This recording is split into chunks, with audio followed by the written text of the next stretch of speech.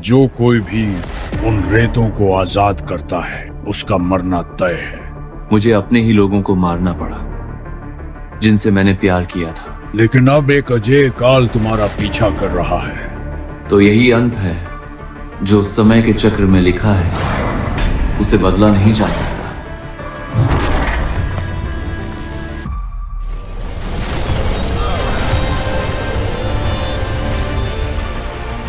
गलतियां हम सभी से होती हैं, कुछ छोटी तो कुछ बहुत बड़ी। लेकिन उसकी वो गलती जो मासूमियत से जन्मी थी और जिसे उसके गुरूर ने हवा दी थी, वो उन सब में सबसे बड़ी और खौफनाक थी। जाओ फिर मेरे राजकुमार, पर याद रखना तुम्हारी इस यात्रा का अंत अच्छा नहीं होगा। तुम अपनी नियति नहीं बदल सकते, कोई भी नहीं बदल सकता। मैं ही हूं अपनी खुद की बर्बादी का रचयिता। जो कुछ भी तुम्हारा है उस पर सिर्फ मेरा हक है और वो मेरा ही होकर रहेगा। पर इस बार शहजादे को एक ऐसे दुश्मन का सामना करना था जो सबसे खतरनाक था, वो खुद।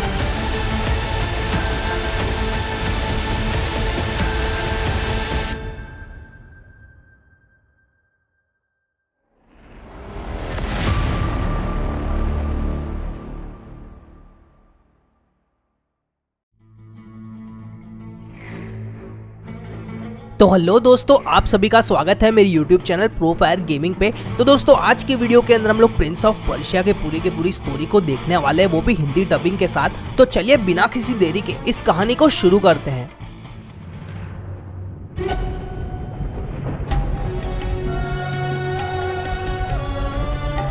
अक्सर लोग सोचते हैं कि वक्त एक नदी की तरह है जो एक ही दिशा में तेजी से बहती है, लेकिन मैंने वक्त का चेहरा देखा है और मैं तुम्हें बता सकता हूं कि वो गलत है। वक्त तो तूफान में घिरे एक समंदर की तरह है। तुम शायद सोच रहे होगे कि मैं कौन हूं या मैं ऐसा क्यों कह रहा हूं। बैठो, मैं तुम्हें एक ऐसी दास्तान सुनाता हूं जैसी तुमने पहले कभी नहीं सुनी होगी। पर जान लो कि मैं बेटा हूं शाहरुमान का, पर्शिया के महान सम्राट। जब हम भारत से होकर आजाद साम्राज्य की ओर बढ़ रहे थे, हम एक महाराजा के शहर में रुके जहां के गद्दार वजीर ने हमसे बहुत बड़े वादे किए, पर एक बहुत बड़ी कीमत पर। सम्मान और शौर्य के वादे ने मेरे पिता को एक गंभीर भूल करने के लिए उकसा दिया।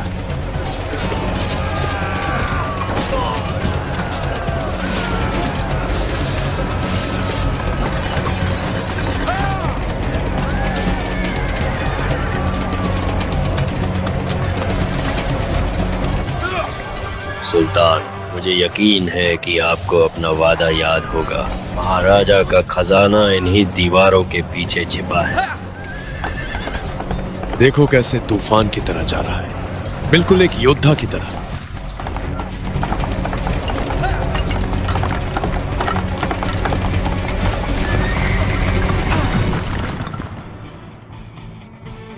तो जैसा हमने देखा कि कैसे किंग शाहरुमान जो है वो अटैक कर देते हैं इंडिया के ऊपर, और वहीं पर वो अपने बेटे को भेजते हैं उस किंगडम के ट्रेजर वॉल्ट्स में जाने के लिए और वहां के कीमती खजानों को ढूंढने के लिए। और इसीलिए प्रिंस वहां के ट्रेजर वॉल्ट में पहुंच जाता है, जहां पर उसे एक डैगर मिलता है जिसे डैगर ऑफ टाइम भी कहा जाता है। हालांकि उसे शुरुआत में समझ में नहीं आता है कि इसका क्या काम है, पर अचानक से उसके ऊपर का बड़ा पत्थर उसके ऊपर गिर जाता है और उसी वक्त वो उस डैगर का इस्तेमाल करता है जिससे टाइम रिवर्स हो जाता है और उसे रिएक्ट करने का टाइम मिल जाता है। इसके बाद प्रिंस फिर से अपने पिता के पास वापस लौट जाते हैं। पिताजी, मैं आपके सम्मान में हाजिर हूं। सुल्तान, आपने मुझसे खजाने का कोई भी हिस्सा मांगने का वादा किया था। वो खंजर शहजादे की पहली जंग है, क्या उसे एक निशानी भी नहीं रखने दोगे? तुम महाराजा के बाकी खजानों में से जो चाहो चुन सकते हो, सिवाय इस रेत की घड़ी के।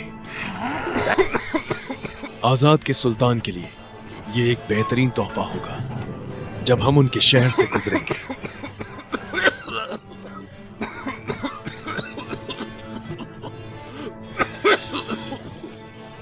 सभी सुन लो, जब तक मैं ना कहूँ किसी भी जानवर या औरत को कोई नुकसान नहीं पहुंचना चाहिए। सबको ये पता चल जाए कि राजा शाहरामान अपनी जीत में भी रहमदिल है।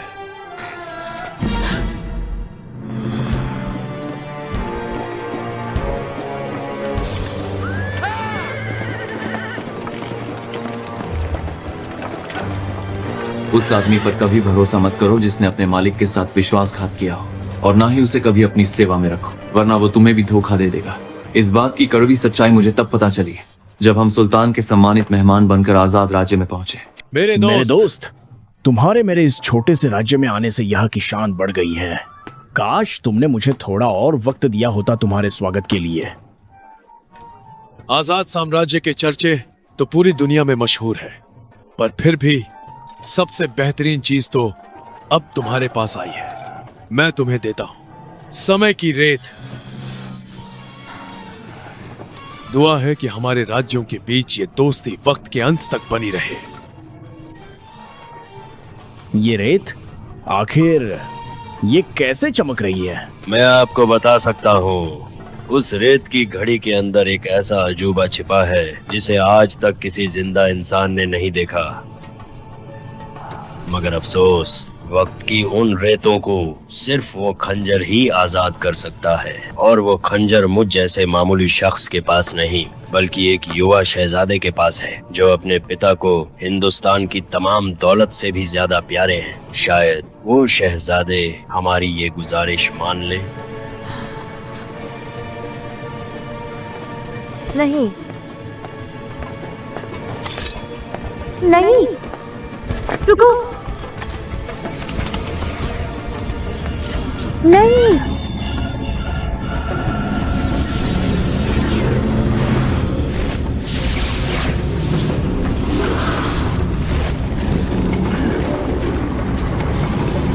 आखिर ये क्या हो रहा है?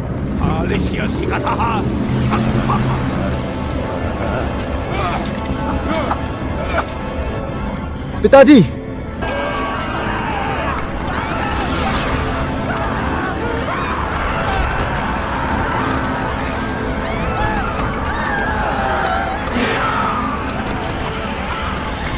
वो खंजर मुझे दे दो। नहीं, तुमने समय की रेतों को आजाद कर दिया है। मैं सब ठीक कर सकता हूँ। खंजर मुझे दे दो। इसके बाद हमें पता चलता है कि कैसे वजीर ने शाहरामान को धोखा दिया था और वो समय की रेत की शक्ति को अपने लिए रखना चाहता था, और इसीलिए उसने ये पूरी साजिश रची थी। और क्योंकि अभी सैंड्स ऑफ टाइम फ्री हो चुकी थी आवर ग्लास से, इसीलिए वो सभी लोगों को वहाँ पर इन्फेक्ट कर रही थी, जिसकी वजह से शाहरामान खुद भी एक सैंड मॉन्स्टर में कन्वर्ट हो जाता है, और उसी के साथ साथ बाकी के लोग भी सैंड मॉन्स्टर्स में कन्वर्ट हो जाने लग जाते हैं। पर सिर्फ 3 ही लोग होते हैं जिस पर इस सैंड्स का असर नहीं होता है। वो होते हैं खुद वजीर, फारा और प्रिंस, क्योंकि तीनों के पास ही आर्टिफैक्ट्स ऑफ टाइम होते हैं। प्रिंस के पास डैगर ऑफ टाइम होता है, वजीर के पास अपना स्टाफ होता है, और फारा के पास अपना मेडालियन होता है। और यहीं पर प्रिंस और फारा भी एक दूसरे को और भी अच्छे से जानने लग जाते हैं और धीरे धीरे एक दूसरे पर भरोसा भी करने लगते हैं। जहाँ पर फारा प्रिंस को उस डैगर को इस्तेमाल करने के और भी तरीके सिखाती है, और उन्हें ये भी पता चलता है कि जैसे जैसे वो और भी सैंड मॉन्स्टर्स को मारता है तो उसके अंदर और भी ज्यादा एबिलिटीज अनलॉक हो जाती है। और इसी सब के बीच में फारा प्रिंस से वो डैगर भी मांगती है ताकि वो सब कुछ अंडू कर सके, पर प्रिंस अभी भी उस पर इतना भरोसा नहीं कर रहा होता, इसलिए वो अपने पास ही उसे रखता है। पर इसी बीच फारा पर सैंड मॉन्स्टर्स हमला कर देते हैं, और इन्हीं में से एक किंग शाहरामान भी होता है। हालांकि प्रिंस को उन सभी को ही हरा देना पड़ता है, जिसके बाद फारा प्रिंस को कहती है कि अगर उसे ये सब अंडू करना है तो उसे सैंड्स ऑफ टाइम का आवर ग्लास ढूंढना होगा, और उसके पास जाकर फिर से डैगर ऑफ टाइम का इस्तेमाल करते हुए सैंड्स को अंदर डालना होगा। हालांकि इसी बीच प्रिंस को पता चलता है कि जो आवर ग्लास है उसे टावर ऑफ डॉन नाम की एक जगह पर ऊपर रख दिया गया है, और इसीलिए फारा और वो दोनों उस तरफ बढ़ने लग जाते हैं। पर वहीं पर प्रिंस को कुछ विजन्स आने लग जाते हैं कि फारा डैगर ऑफ टाइम को चुराती है फ्यूचर में, और इसीलिए उसे उस पर शक होने लग जाता है। जिसके बाद वो दोनों फाइनली पहुंच जाते हैं टावर ऑफ डॉन पर, जहाँ पर उन लोगों को आवर ग्लास भी मिल जाता है, और वहाँ पर और कोई भी नहीं होता है। तुमने कर दिखाया। अब उस खंजर को लो और उसे बिल्कुल बीच में मारो।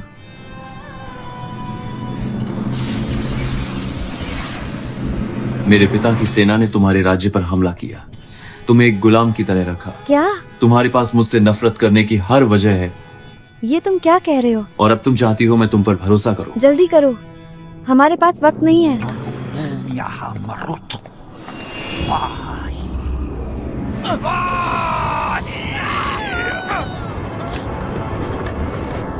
वो खंजर मुझे दे दो।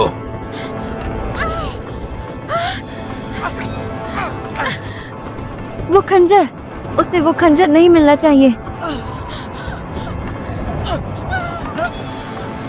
मैंने अपने दुश्मन का सामना किया था, मैंने उसकी आंखों में देखा था, पर मैं हार चुका था सब कुछ। जिसके बाद वो दोनों एक टोम में गिर जाते हैं, जहाँ पर फेरा प्रिंस से काफी ज्यादा गुस्सा होती है क्योंकि उसने उस पर भरोसा नहीं किया होता है। और वहीं पर फेरा प्रिंस को एक ऐसा वर्ड बताती है जो कि उसने आज तक किसी और को नहीं बताया था, जो कि उसकी माँ ने उसे बताया था जब वो डरी हुई हो, ये बताते हुए कि उस वर्ड को बोलने से एक मैजिकल डोर खुल जाता है और वो वर्ड होता है काकू लूकिया। और जैसे ही वो लोग उस वर्ड को बोलते हैं तो अचानक से फेरा वहाँ से गायब हो जाती है और प्रिंस को भी एक दरवाजा दिखाई देता है वहाँ से निकलने का, जिसके थ्रू प्रिंस वहाँ से एस्केप कर जाता है। जिसके बाद एक रूम के अंदर उसे फेरा मिल जाती है।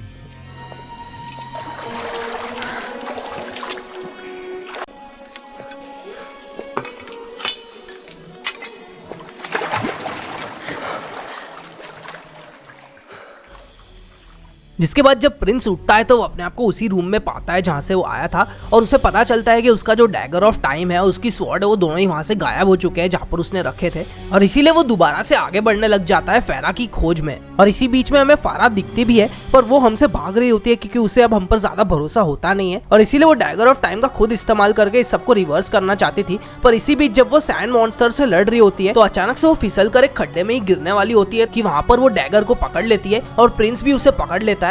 हालांकि फिर भी प्रिंस उसे बचा नहीं पाता है और वो फाइनली नीचे गिर जाती है और एक आखिरी वर्ड काकू लुकिया उसे कहती है। और हालांकि प्रिंस डैगर का इस्तेमाल करने की कोशिश करता है टाइम को रिवर्स करने के लिए, पर डैगर के अंदर की जितनी भी सैंड होती है वो सब खत्म हो चुकी होती है और इसीलिए उसे आगे बढ़ना पड़ता है, उस आवर ग्लास की तरफ बढ़ना पड़ता है ताकि वो इस सबको वापस से रिवर्स कर सके। वो लड़की किसी काम की नहीं, मुझे वो खंजर दे दो और मैं तुम्हें ताकतवर बना दूंगा। एक अमर जिंदगी तुम्हारी होगी। अमर हो जाऊं और जिन्हें मैं प्यार करता हूं वो मर जाए, वो भी मेरी वजह से। इससे बेहतर मैं मरना पसंद करूंगा।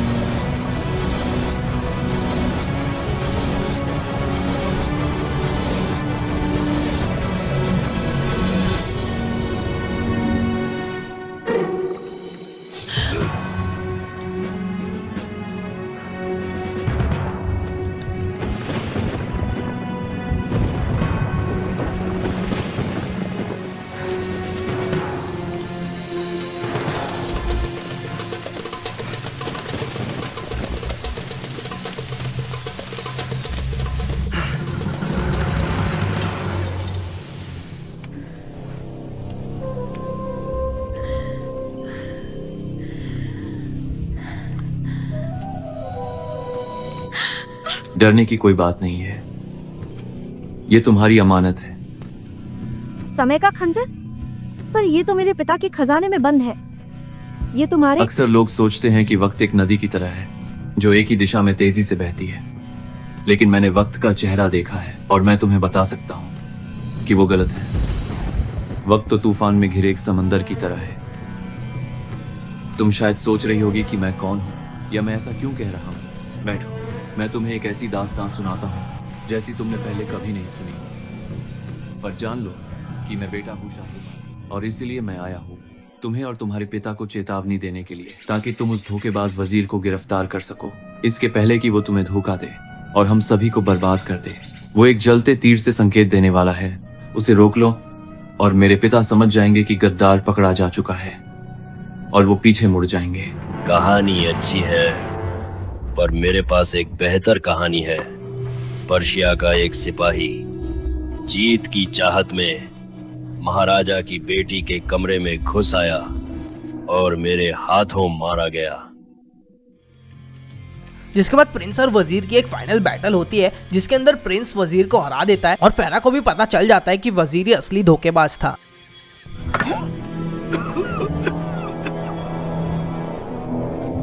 मैं अमर हो सकता था।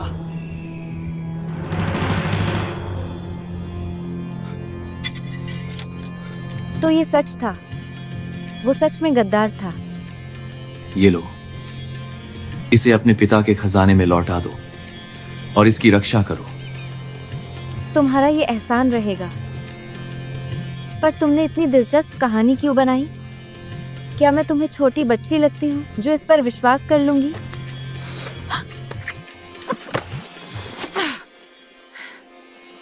मैंने कहा था तुम्हारा एहसान है, इसका मतलब ये नहीं था। दिलचस्प कहानी क्यों बनाई? क्या मैं तुम्हें छोटी बच्ची लगती हूँ जो इस पर विश्वास कर लूंगी? तुम सही हो, ये सिर्फ एक कहानी थी।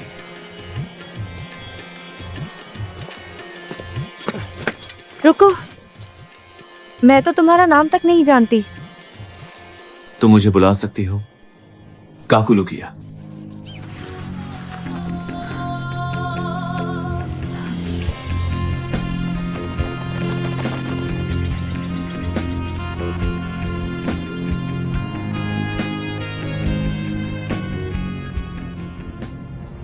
जिसके बाद हमारी prince of Persia Sands of time की कहानी खत्म हो जाती है और इसके बाद actually Prince of Persia warrior with in release हुई थी, पर Prince of Persia Sands of time और वॉरियर विद इन के बीच में एक 7 इयर्स का गैप है और प्रिंस ऑफ पर्शिया की टाइमलाइन के अंदर इन्हीं दोनों गेम्स के बीच में फॉरगॉटन सैंड्स की स्टोरी हुई थी। पर क्योंकि उसकी स्टोरी इतनी ज्यादा कनेक्टेड नहीं है हमारी ओरिजिनल ट्रिलॉजी से, इसीलिए उस स्टोरी को मैं यहाँ पर कवर नहीं करने वाला हूँ। अगर आप चाहते हैं कि मैं उस पर भी एक अलग से वीडियो बनाऊं तो मुझे कमेंट करके जरूर बताइए, मैं Prince of Persia forgotten Sands पे अलग से एक वीडियो भी जरूर लाऊंगा। तो हमारे Prince of Persia warrior with in की स्टोरी शुरू होती है प्रिंस के एक इमॉर्टल मॉन्स्टर से भागते हुए, जो कि खुद टाइम का प्रोटेक्टर होता है। और क्योंकि प्रिंस ने टाइम में पीछे जाकर जो नेचुरल फ्लो है उसे तोड़ दिया था समय के, और इसीलिए वो क्रीचर प्रिंस को मारकर उस टाइम के बैलेंस को फिर से रिस्टोर करना चाहता है और उस क्रीचर का नाम होता है ढाका।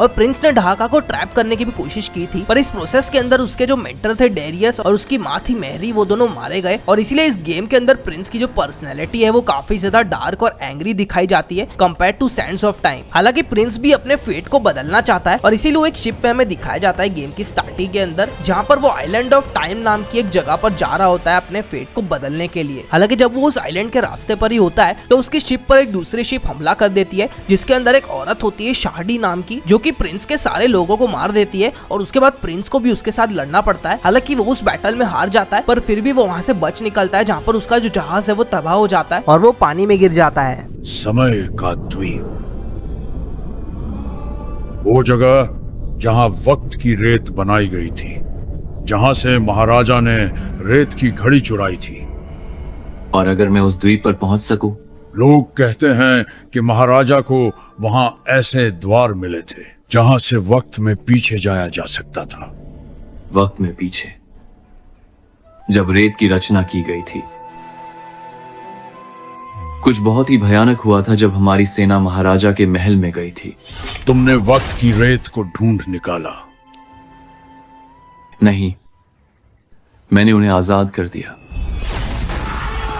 और जो कोई भी उन रेतों को आजाद करता है उसका मरना तय है। मुझे अपने ही लोगों को मारना पड़ा जिनसे मैंने प्यार किया था। लेकिन अब एक अजय काल तुम्हारा पीछा कर रहा है। मुझे आज जिंदगी में पहली बार डर लग रहा है। और तुम्हारी मौत निश्चित है। मैं समय की रेत से पीछे गया और रेत की घड़ी को खुलने ही नहीं दिया। वह रक्षक डहाका समय के चक्र का प्रहरी है। तुम्हें मर जाना चाहिए था, इसलिए वो तुम्हें ढूंढ निकालेगा और यह पक्का करेगा कि तुम अपनी नियति से मिलो। यहां बैठकर अपनी मौत का इंतजार करने से बेहतर है कि मैं कोशिश करूं। मूर्खता है ये। अगर तुम उस द्वीप तक पहुंच भी गए तो तुम्हें समय की महारानी का सामना करना होगा। मैं वक्त में पीछे जाऊंगा और उन रेतों को कभी बनने ही नहीं दूंगा। अगर वो रेत ही नहीं होगी तो डहाका की मुझसे कोई दुश्मनी नहीं रहेगी। जाओ फिर मेरे राजकुमार, पर याद रखना तुम्हारी इस यात्रा का अंत अच्छा नहीं होगा। तुम अपनी नियति नहीं बदल सकते, कोई भी नहीं बदल सकता। जिसके बाद वो अपने आप को उस आइलैंड पर पाता है और वो शार्डी को मारने का फैसला करता है अपने क्रू के लिए बदला लेने के लिए। जिसके बाद Prince finally fortress of time का रास्ता ढूंढ निकालता है, जहाँ पर शार्डी फिर से प्रिंस को मारने की कोशिश करती है। जिसके बाद जब प्रिंस उसे फाइनली हरा ही देता है तो वो उसके मॉन्स्टर्स को बुला लेती है और वो खुद वहाँ से भागने लग जाती है और प्रिंस भी उसका पीछा करता है और फाइनली वो लोग एक टाइम पोर्टल के पास पहुंच जाते हैं।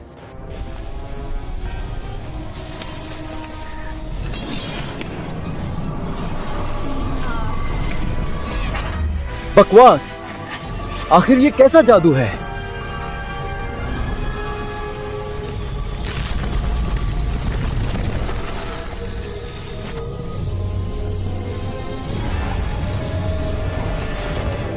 जिसके बाद प्रिंस टाइम ट्रैवल करके पास्ट में आ जाता है, पर वो होता उसी फोर्ट्रेस के अंदर है और वहाँ पर शादी उसे मार देती है और वहाँ से भाग जाती है। जिसके पीछे पीछे प्रिंस भी उसका पीछा करता है। पर वहीं पर हम लोगों को एक काला कलर का क्रीचर बताया जाता है जो प्रिंस पर ऊपर से नजर रख रहा होता है। हालांकि प्रिंस ने उसे उस वक्त नहीं देखा होता है क्योंकि वो उस औरत को ढूंढने पर ही फोकस्ड होता है। और वहीं पर जब प्रिंस आगे बढ़ ही रहा होता है तो उसे वहाँ पर दो औरतें लड़ती हुई नजर आती है। एक शादी होती है और एक दूसरी औरत भी होती है जो की रेड कलर के ड्रेस में होती है। और इसी बीच जो दूसरी औरत होती है वो प्रिंस से मदद मांगती है शादी को मारने के लिए और अपने आप को इंट्रोड्यूस करती है कहते हुए कि उसका नाम काइलिना है और वो भी समय की महारानी के लिए काम करती है। जिसके बाद प्रिंस शादी से वापस से लड़ता है और इस बार वो उसे खत्म कर देता है और वो काइलिना की मदद भी करता है। जिसके बाद प्रिंस काइलिना की मदद मांगता है और कहता है कि उसे एम्प्रेस से बात करनी है। हालांकि काइलिना उसे मना कर देती है और कहती है कि एम्प्रेस किसी से भी बात नहीं करेगी। जिसके बाद प्रिंस और काइलिना अलग हो जाते हैं, पर जब प्रिंस आगे बढ़ ही रहा होता है तो उसे अचानक से वही क्रीचर नजर आता है जो उसकी तरफ एक एक्स फेंकता है, पर वो मिस हो जाता है और वो अचानक से वहां से भाग जाता है। जिसके बाद प्रिंस फिर से काइलिना के पास आ पहुंचता है और उससे दोबारा मदद मांगता है और उससे एम्प्रेस की लोकेशन मांगता है। जिसके बाद काइलिना उसे एक थ्रोन रूम दिखाती है जो कि लॉक्ड होता है और उसे खोलने का एक ही तरीका होता है कि पूरे के पूरे कैसल के फोर्टिफिकेशंस को चालू कर देना। और उसके लिए उसे बहुत सारी चीजें करनी पड़ती है जो कि उसे काइलिना समझाती भी है और वो उसे एक स्वॉर्ड भी देती है जिसके थ्रू उन मैकेनिज्म्स को अनलॉक कर सके। हालांकि वो उसे ये भी कहती है कि वो कुछ भी कर ले पर सैंड्स ऑफ टाइम क्रिएट होकर ही रहेगी क्योंकि ये टाइमलाइन के अंदर एक फिक्स्ड इवेंट है। और इसीलिए प्रिंस उन टावर्स की तरफ बढ़ने लग जाता है उन मैकेनिज्म्स को अनलॉक करने के लिए। और वहीं पर उसे बार बार वही क्रीचर नजर आता है बीच बीच में, हालांकि वो उसे कुछ भी हार्म नहीं कर रहा होता है। जिसके बाद प्रिंस को फिर से डहाका दिख जाता है जो कि उसका पास में भी पीछा कर रहा होता है और वहीं पर वो उस पर अटैक कर देता है और वहीं पर वो दूसरा क्रीचर भी वहां पर बीच में आ पहुंचता है। पर इस बार वो प्रिंस की जगह पर उस क्रीचर को मार देता है और वो वहां से भाग जाता है। जिसके बाद प्रिंस थ्रोन रूम को खोलने का रास्ता ढूंढने के बाद काइलिना के पास फिर से लौट आता है और वो उसे ऑफर भी देता है कि वो उसके साथ बेबीलोन चले उसके शहर के अंदर क्योंकि यहाँ पर उसके लिए ज्यादा कुछ अब नहीं बचा है। हालांकि काइलिना उसका ऑफर एक्सेप्ट नहीं करती है और थ्रोन रूम के अंदर चली जाती है और प्रिंस भी उसके पीछे पीछे आगे बढ़ता है। जिसके बाद काइलिना उस थ्रोन रूम के दरवाजे को बंद कर देती है और प्रिंस वहीं पर ट्रैप हो जाता है उसके साथ। जिसके बाद काइलिना खुद उस थ्रोन की तरफ जाती है, अपने दोनों स्वॉर्ड्स को उठाती है और हमें यही रिवील किया जाता है कि वही खुद एम्प्रेस है और वो बताती है कि वो भी अपना फेट चेंज करने की कोशिश कर रही है जैसे कि प्रिंस कर रहा है और इसीलिए उसकी और प्रिंस के बीच में एक बॉस बैटल जो है वो शुरू हो जाती है। काइलिना ने उम्मीद की थी कि डहाका शायद प्रिंस को मार देगा। उसे ये लगा था कि शायद शादी उसे मार देगी क्योंकि उसी ने उसे प्रिंस के पास भेजा था और उसने उसे मरने के लिए उन टावर्स के पास भी भेज दिया था एक कर्स स्वॉर्ड के साथ, पर वो फिर भी बच गया। जिसके बाद वो ये रिवील करती है कि कैसे उसने ये फ्यूचर देख लिया है कि प्रिंस ही उसे आकर मारेगा और इसीलिए वो उसे रोकने की कोशिश करती है और अपने फेट को बदलने की कोशिश करती है। जिसके बाद प्रिंस काइलिना से कहता है कि वो उसे नहीं मारना चाहता है, पर फिर भी काइलिना मना कर देती है। इसलिए प्रिंस को फाइनली काइलिना को मार ही देना पड़ता है, जहाँ पर वो मरते हुए प्रिंस से कहती कहती है कि वो अपनी किस्मत नहीं बदल सकता है, जैसे कि वो अपनी नहीं बदल सकती है, और वो चाहे कुछ भी करे वो सैंड्स ऑफ टाइम को क्रिएट होने से नहीं रोक सकता है। और ऐसा कह के वो मर जाती है, जिसके बाद एक बहुत ही बड़ा एक्सप्लोजन हमें दिखाया जाता है।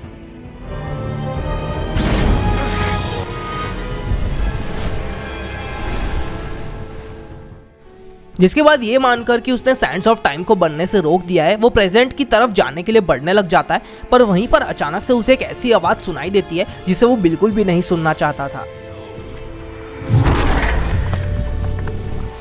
और ढाका के लौटने से वो और भी ज्यादा कंफ्यूज हो जाता है कि आखिर ऐसा कैसे हो सकता है, क्योंकि उसने सैंड्स ऑफ टाइम को क्रिएट होने से ही रोक दिया, तो आखिर ढाका उसका पीछा कर ही क्यों रहा है। और वहीं पर जब प्रिंस ध्यान से सोचता है तो उसे सब पता चल जाता है, और हमें ये रिवील किया जाता है कि कैसे प्रिंस ने खुद ही सैंड्स ऑफ टाइम को क्रिएट किया था एम्प्रेस को मारने से, और उसने खुद ही अपनी टाइमलाइन को सेट कर दिया था।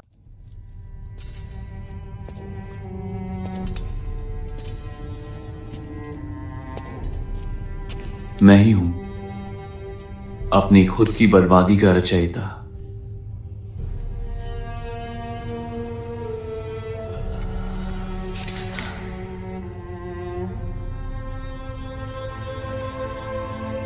तो यही अंत है जो समय के चक्र में लिखा है, उसे बदला नहीं जा सकता।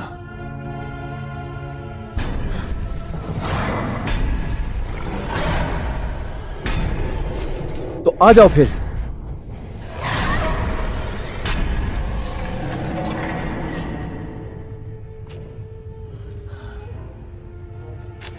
वक्त की रेत को खत्म करने की चाह में मैंने ही उसे जन्म दे दिया।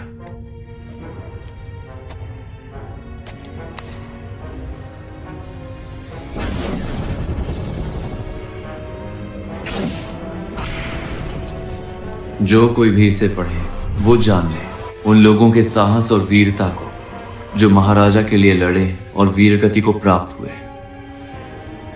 हम वक्त की रेत की शक्ति चाहते थे, पर ज्यादातर को सिर्फ मौत मिली, जिनमें मैं भी शामिल था।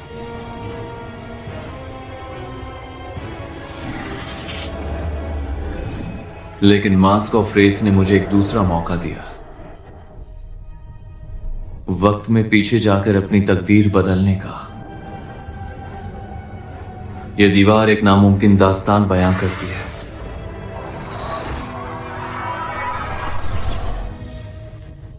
लेकिन इस मुखौटे ने मुझे एक और राह दिखाई है। शायद अब भी उम्मीद की एक किरण बाकी है। तुम्हारे पास मुझे ले जाने का मौका था, वो तुम्हें दोबारा नहीं मिलेगा। और इसी बीच ढाका भी प्रिंस का पीछा कर ही रहा होता है, और वो कंटिन्यूसली प्रिंस को पकड़ने की कोशिश कर रहा होता है। प्रिंस भी उससे कंटिन्यूसली भाग रहा होता है। जिसके बाद उस मास्क की तलाश में प्रिंस फिर से उस थ्रोन रूम में आ जाते हैं जहाँ पर उसने काइलिना को मारा था, और वहीं पर उसे एक सीक्रेट डोर मिलता है जो कि थ्रोन के पीछे छुपा होता है, और वो उसके अंदर चला जाता है। जिसके बाद प्रिंस को ये रियलाइज होता है कि अगर वो पास्ट में चला भी जाए तो भी वो कुछ चेंज नहीं कर पाएगा, क्योंकि सैंड्स ऑफ टाइम तो क्रिएट होकर ही रहेंगे। और इसीलिए उसे आइडिया आता है कि क्या हो अगर काइलिना पास्ट में नहीं बल्कि प्रेजेंट में मरे, सैंड्स ऑफ टाइम तो क्रिएट हो जाएंगे, क्योंकि इसका मतलब ये होगा कि महाराजा को कभी सैंड्स मिलेंगे ही नहीं, और इसीलिए प्रिंस भी कभी सैंड्स ऑफ टाइम को रिलीज करेगा ही नहीं, और इसीलिए ढाका भी कभी भी प्रिंस के पीछे आएगा ही नहीं। और इसीलिए प्रिंस मास्क ऑफ रेत के सीक्रेट चेंबर में चला जाता है।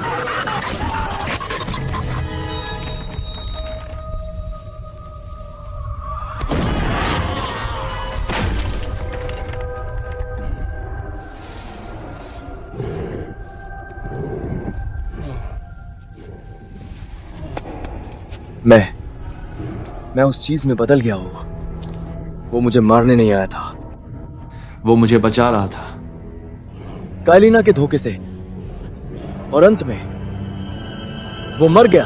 मैं मर गया।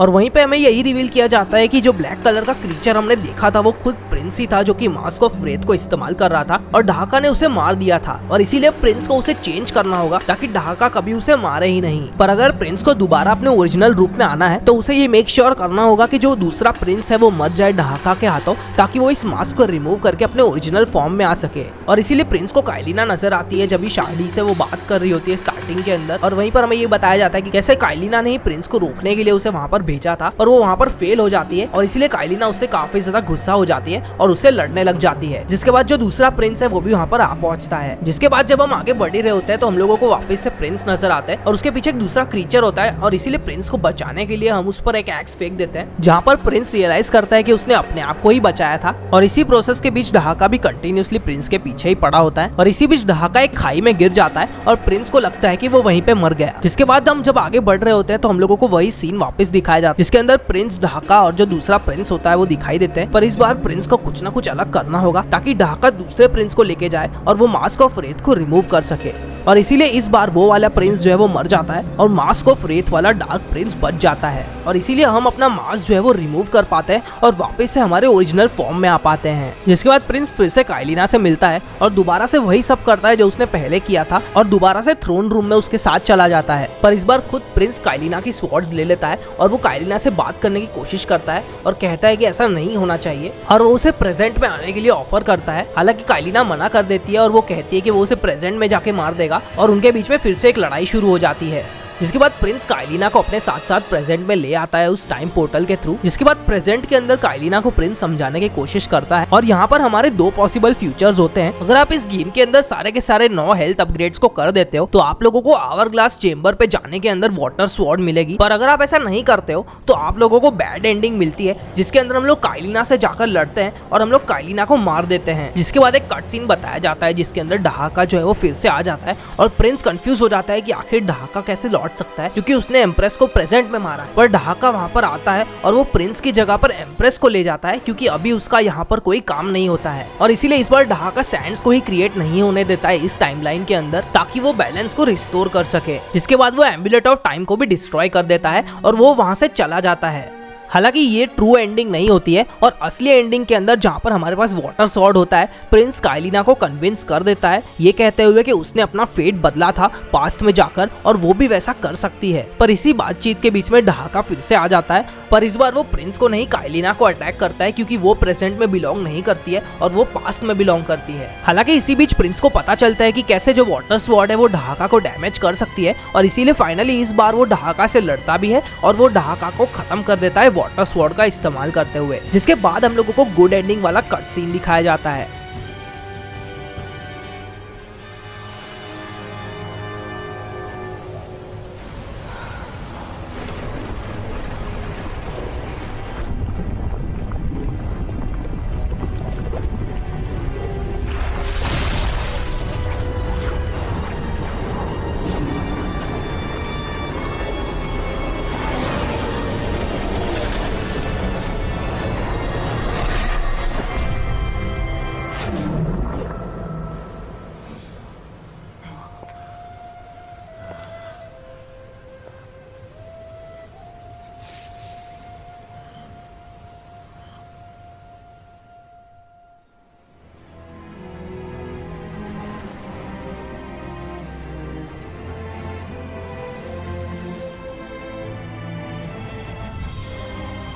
मिलकर हमने ये जहाज बनाया और साथ में उस द्वीप से निकले और साथ मिलकर हम वापस लौटे बैबलोन में।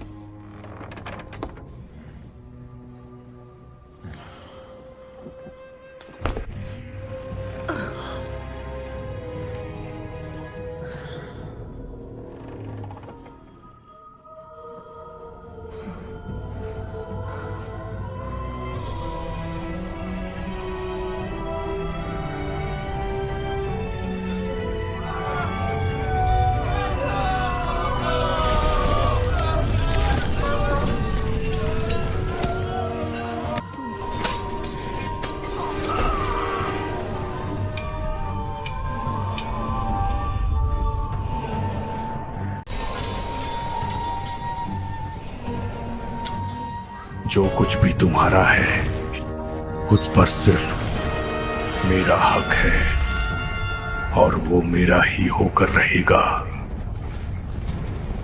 तुम्हारी इस यात्रा का अंत अच्छा नहीं होगा। तुम अपनी नियति नहीं बदल सकते, कोई भी नहीं बदल सकता।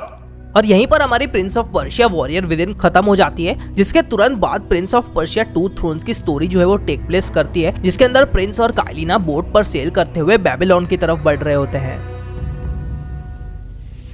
गलतियां हम सभी से होती हैं, कुछ छोटी तो कुछ बहुत बड़ी, लेकिन उसकी वो गलती जो मासूमियत से जन्मी थी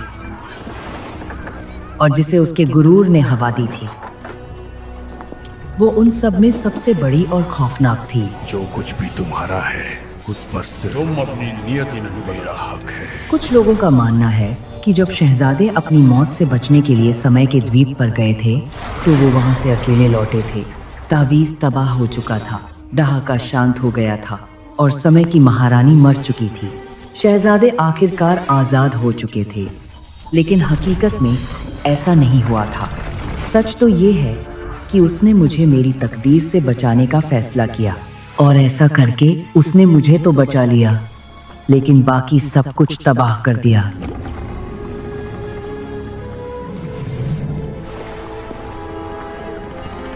शहजादे, उन सभी मुमकिन भविष्यों में से इसी एक में सबसे ज्यादा उम्मीद थी, लेकिन अब कुछ बदल गया है। चिंता मत करो काइलिना, बेबीलोन में तुम्हें कुछ नहीं होगा, वादा करता हूं। देखो, हम पहुंच ही गए।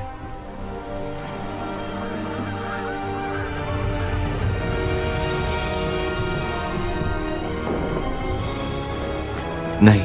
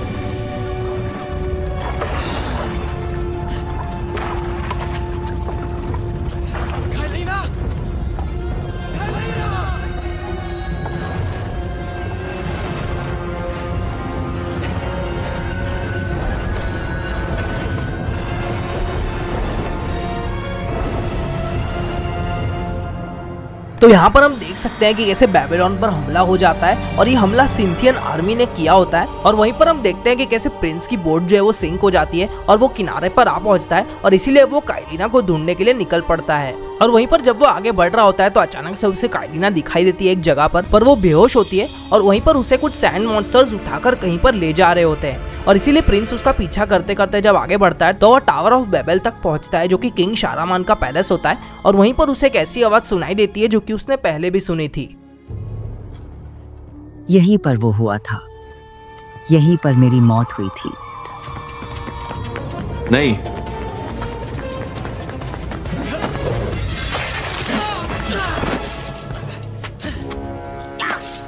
देखो तो कौन आया है। वजीर।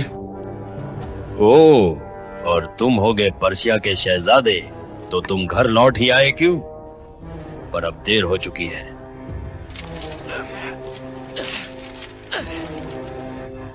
मुझे लगता है कि मेरे पास कुछ है जो तुम्हारा है।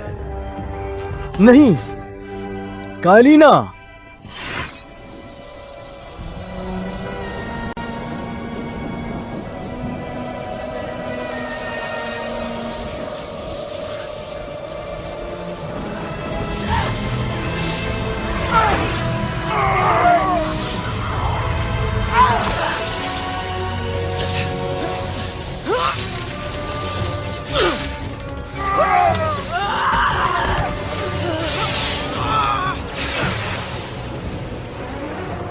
आखिरकार मैं कामयाब हो ही गया।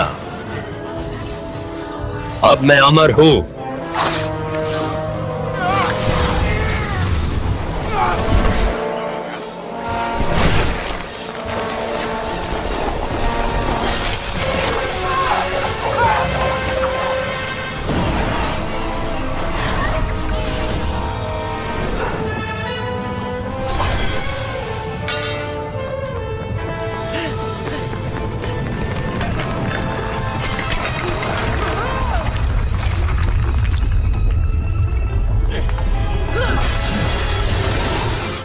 जिसके बाद प्रिंस को ये रियलाइज होता है कि क्योंकि उसने सैंड्स ऑफ टाइम को क्रिएट ही होने नहीं दिया था, इसीलिए उसने कभी वजीर को मारा ही नहीं था। और इसीलिए जब वजीर आइलैंड ऑफ टाइम पर महाराज के साथ जाता है तो वहाँ पर उन लोगों को जो आवर ग्लास है वो खाली मिलता है, और उसके साथ साथ उन लोगों को वहाँ पे काइलिना की बुक्स मिलती है जिसके अंदर स्टोरीज लिखी होती है प्रिंस ऑफ पर्शिया की। और इसीलिए वजीर बेबीलोन में जाता है, वहाँ पर प्रिंस का इंतजार करता है कि कब वो काइलिना को लेकर वहाँ पर लौटे, जिससे वो उसकी शक्तियों का इस्तेमाल करते हुए इमॉर्टल बन सके। हालांकि अब प्रिंस का एक हाथ भी इन्फेक्ट हो चुका था सैंड्स ऑफ टाइम से, और इसीलिए वो बीच बीच में अपना कंट्रोल भी खो रहा था।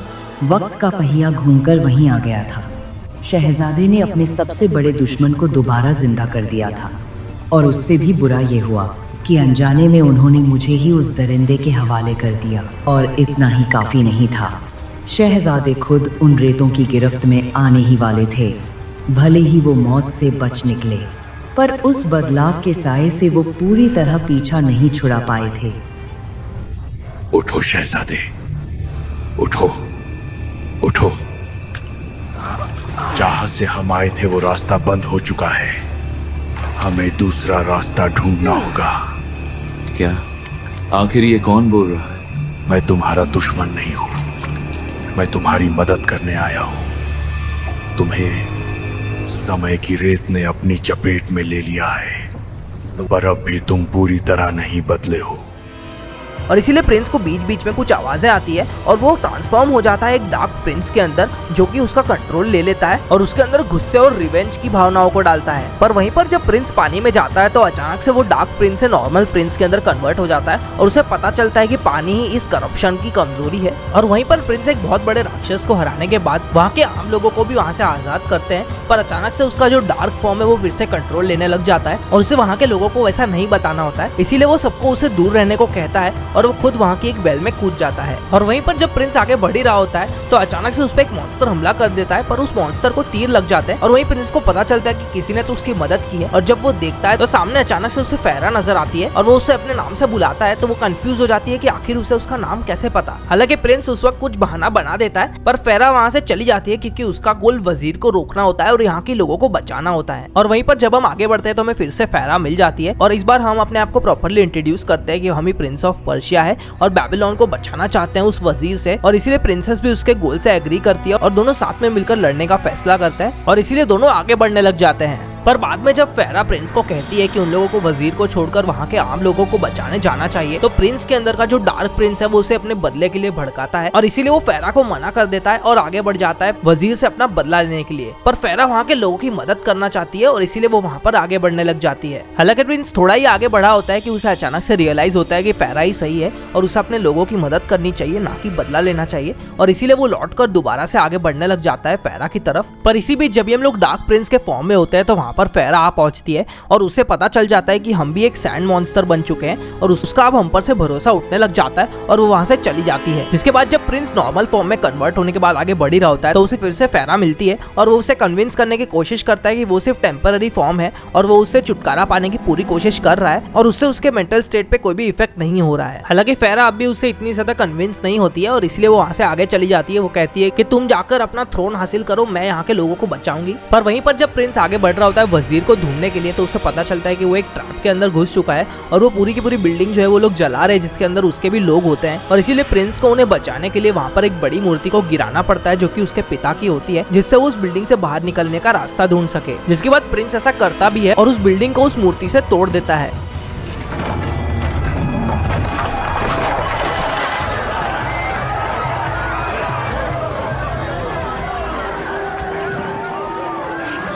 क्या आप जानते हैं आपको किसने बचाया है?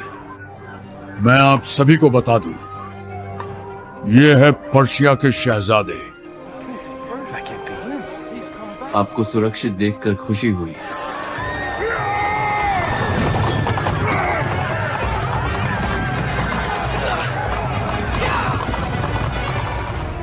जिसके बाद प्रिंस सैंड मॉन्स्टर्स को हराता है और उसमें फेरा भी उसकी मदद करती है और दोनों रियूनाइट हो जाते हैं। चौकन्ना हो जाओ। वो तो मैं हमेशा होती हूँ।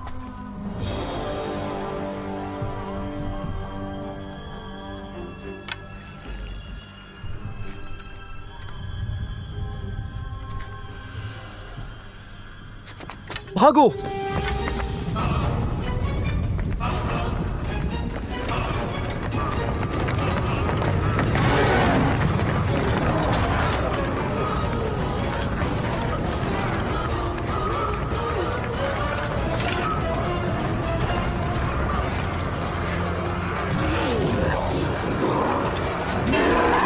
पर्शिया के शहजादे,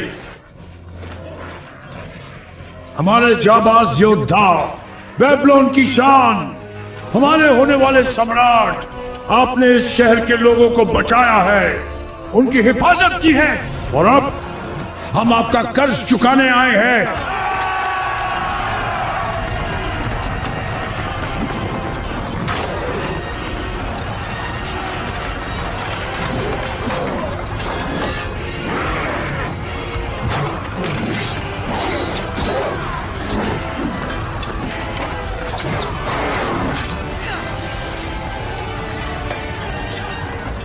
हम इन राक्षसों को नहीं मार सकते, पर हम इन्हें धीमा कर सकते हैं। जाओ शहजादे, वजीर को ढूंढो और उसे खत्म कर दो ताकि ये सब हमेशा के लिए खत्म हो जाए।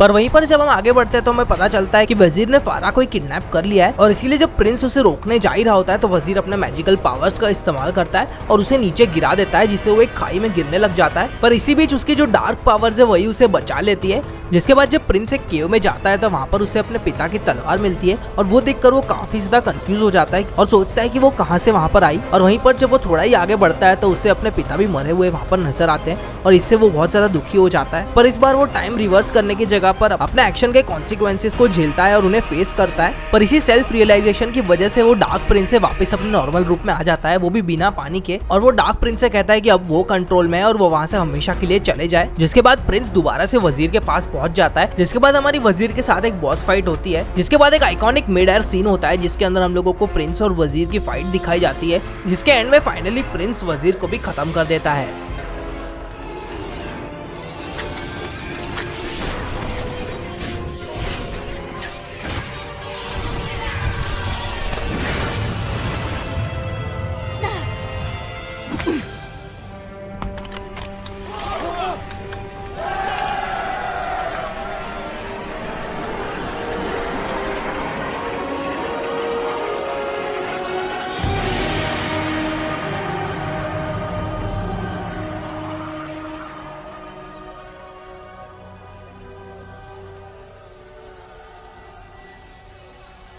ये दुनिया मेरे लिए कभी थी ही नहीं शहजादे, पर और भी बहुत दुनियाएं हैं और मैं भी अपनी जगह ढूंढ लूंगी जैसे तुमने अपनी ढूंढ ली है।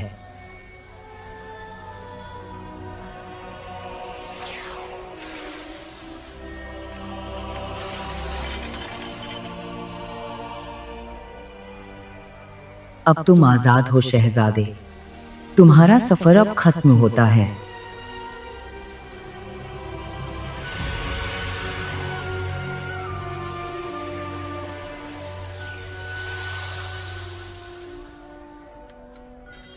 क्या बात है?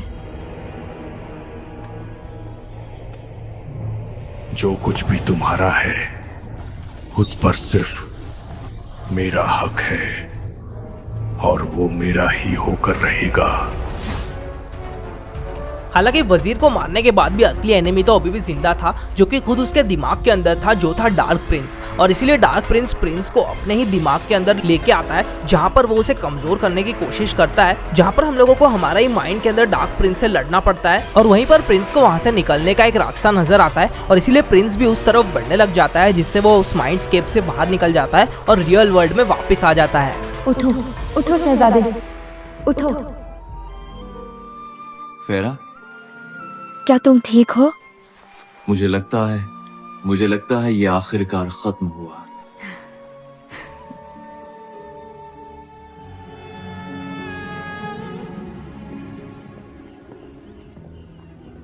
शहजादे, मैं अब भी एक चीज समझ नहीं पा रही हूँ।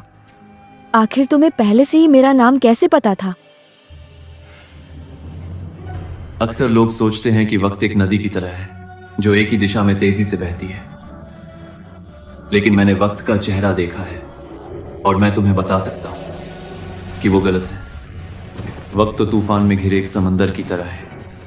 तुम शायद सोच रही होगी कि मैं कौन हूं या मैं ऐसा क्यों कह रहा हूं। बैठो, मैं तुम्हें एक ऐसी दास्तान सुनाता हूं जैसी तुमने पहले कभी नहीं सुनी होगी।